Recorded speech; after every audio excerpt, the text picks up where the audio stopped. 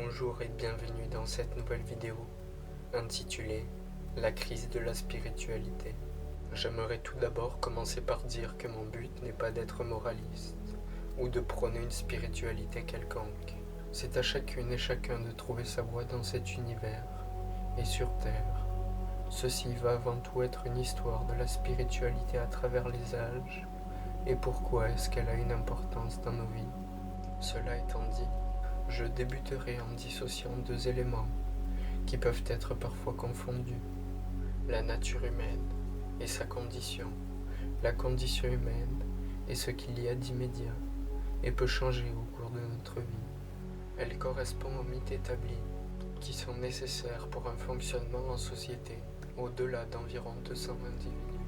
Ces mythes-là qui nous accompagnent font donc partie de la condition humaine. De nos jours, ils correspondent au néolibéralisme et à la crise de la spiritualité, tandis que la nature humaine, elle, n'a évolué que peu ou prou depuis 70 000 ans, moment où la révolution cognitive se produisit, rendue possible grâce à la domestication du feu.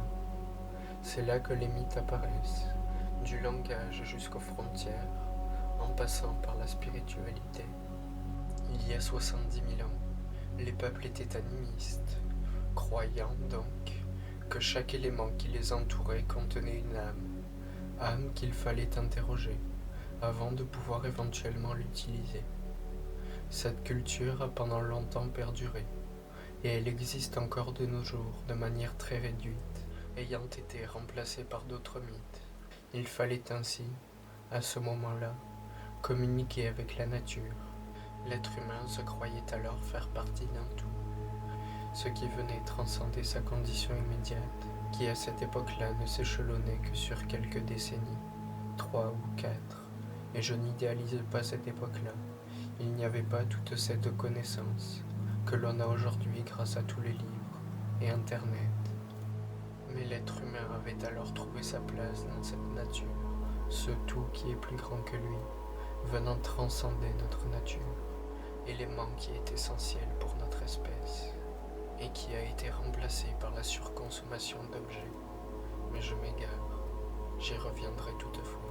Après la première révolution de notre espèce, la révolution cognitive, qui, comme je le disais, apporte avec elle l'apparition des mythes, vient ensuite la révolution agricole, permise par la fin de la dernière ère glaciaire, qui donna lieu à des conditions plus favorables au niveau climatique, permettant ainsi l'émergence de l'agriculture et de la sédentarisation.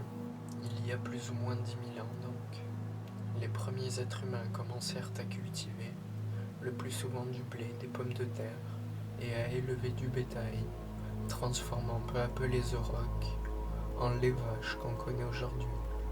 Cette nouvelle révolution vit apparaître de nouveaux mythes, mais aussi des maladies comme la tuberculose et d'autres encore, l'espèce humaine subissant des carences alimentaires, en passant d'un régime basé sur environ 15 aliments, comme les noix, les baies, la viande et le poisson, à un régime basé sur 2 ou 3 aliments comme le blé, les pommes de terre ou la viande.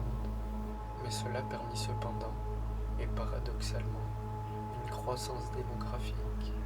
Sauf que ce qui m'intéresse ici, ce n'est pas le poids démographique de notre espèce, mais ses mythes, et en particulier celui de la spiritualité. La spiritualité, donc, évolua grandement entre les peuples animistes qui étaient nomades et les peuples sédentaires qui commencèrent à apparaître il y a 10 000 ans, d'abord en minorité, puis, rapidement, en majorité, car comme je le disais, cette deuxième révolution de notre espèce permit une croissance démographique forte. Avec l'apparition de cette deuxième révolution, les mythes que notre espèce cultiva furent donc bien différents des précédents. À présent, ils n'étaient plus tournés vers ce tout qu'il fallait interroger, mais vers notre espèce, qui voulut alors contrôler les éléments, en faisant appel à des déités, par exemple le soleil ou la pluie, pour que les cultures fussent bonnes pour elle ou lui. Il ne s'agissait plus, au sein de ces cultures polythéistes, de communiquer avec la nature, mais bien de lui imposer notre volonté Passant d'un élément parmi le tout, l'être humain devint alors le centre de l'univers. Arrivèrent ensuite, après plusieurs millénaires, les religions monothéistes, qui s'inspirent des religions précédentes, polythéistes, et qui partent toutes de la même origine. Je n'ai pas fait d'études en théologie, je ne m'étendrai donc que vaguement sur les religions. Les préceptes de Jésus, qui auraient réellement existé, mais dont l'histoire nous a été romancée, ont évolué au fil du temps, et en particulier au Moyen-Âge, au temps des réécritures. Les prêtres, qui détenaient alors la connaissance, réécrivirent leur propre version de l'histoire, la transmettant au fil des générations. Bien qu'étant biaisés, certains viennent alors par exemple condamner l'homosexualité, qui dans les textes originels ne figurait pas, mais qui a été par la suite implantée, pour répondre à des idées, voulant que celles-ci soient mauvaises, alors qu'existant dans la nature, pas seulement chez notre espèce. On pourrait aussi parler du sort réservé aux femmes, aux guerres de religion et d'autres éléments encore. Avec les réécritures du bas Moyen-Âge, la crise de la spiritualité fut accentuée, plaçant toujours l'être humain au cœur de son paradigme, au sein d'un gigantesque plan cosmique, étant le centre de l'univers. L'héliocentrisme, qui veut que la Terre tourne autour du Soleil, et non l'inverse, devint en effet une hérésie en 1616, et ceux ou celles rejetant le modèle géocentrique étaient condamnés, voire même brûlés, comme Galilée. À cette époque, il fallait être silencieux ou adopter la vision de l'Église, convertir les sauvages ou les barbares, qui étaient jugés inférieurs bien qu'appartenant à la même espèce. Pour être bon, il fallait donc être noble, la femme étant vouée à être soumise à son mari, et être de surcroît croyant. Mais au XVIIe siècle, après les grandes découvertes et les autochtones massacrés, était sur le point de se produire une nouvelle révolution pour notre espèce. La révolution scientifique, ou révolution copernicienne, en l'hommage à Nicolas Copernic qui réintroduit le modèle héliocentrique après presque 2 millénaires, succédant à Aristarque, débute donc au XVIIe siècle, moment où elle se répand. Arrivent alors les 3 lois de Kepler, la loi de la gravité de Newton, la machine à vapeur de Denis Papin, qui permettra la prochaine révolution dont je vais parler ensuite, et bien évidemment Léonard de Vinci, un des plus grands génies de notre histoire. À la fin du XIVe siècle, au XVIe siècle, un petit peu avant que la révolution scientifique ne se démocratise, Francis Bacon, en l'honneur de qui la Royal Society fut fondée, nous apporta l'orthodoxie scientifique, toujours en vigueur à ce jour. Sa pensée fut ensuite développée par René Descartes, permet ainsi l'arrivée du libéralisme, avec des penseurs comme Jean-Jacques Rousseau, John Locke ou John Stuart Mill. La spiritualité est alors celle du rationalisme poussé à l'extrême, n'invoquant plus un Dieu, en se référant également à des textes sacrés.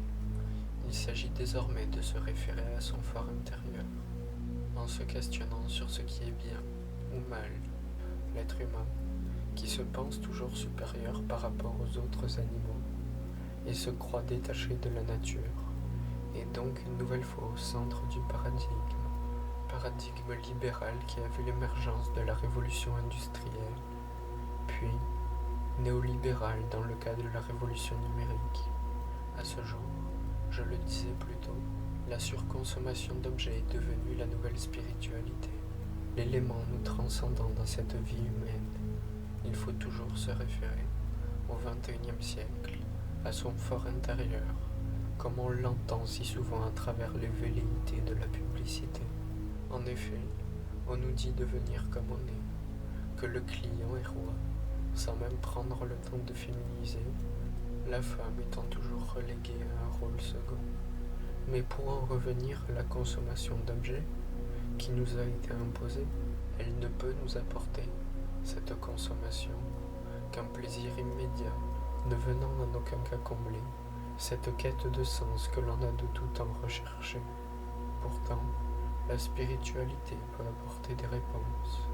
Aujourd'hui, la science est en train d'évoluer et pourrait nous mener à différentes voies que l'on pourra emprunter individuellement ou collectivement.